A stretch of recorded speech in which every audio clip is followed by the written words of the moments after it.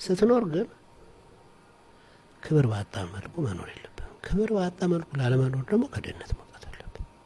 ህይወት ውስጥ ትልቁ ነገር መስጠት ነው። መስጠት ሲቆም ህይወት ይቆማል።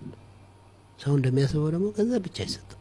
ፍቅር ይሰጣል፣ ትህትና ይሰጣል፣ ማንነት ይሰጣል፣ ራስን መቀበል ይሰጣል፣ ኔትወርክ ይሰጣል።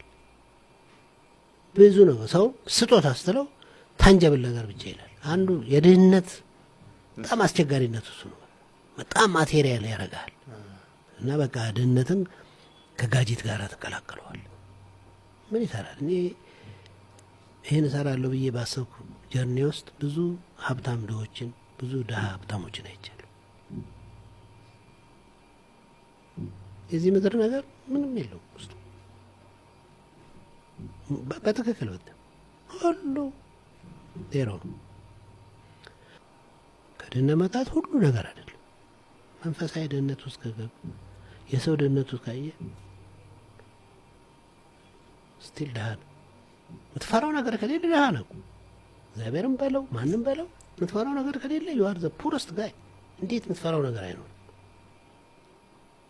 ከሰከንድ ከዚህ በኋላ ምን እንዳለ ማታቅ ሰው እንዴት የምትፈራው ነገር ምንድነው? አንተ ፎርዛት መጣ ማን ነው ብለን የምትወስደው እንደ ሰው ከሰከንድ በኋላ የሚሆን አትገምት።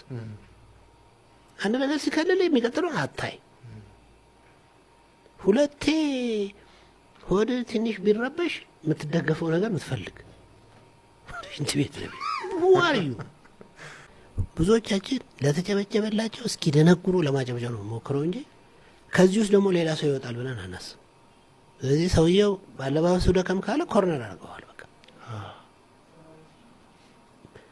በህይወት መጠንቀቅ ያለበት ጀጅመንት ጀጅ ካረግ you are done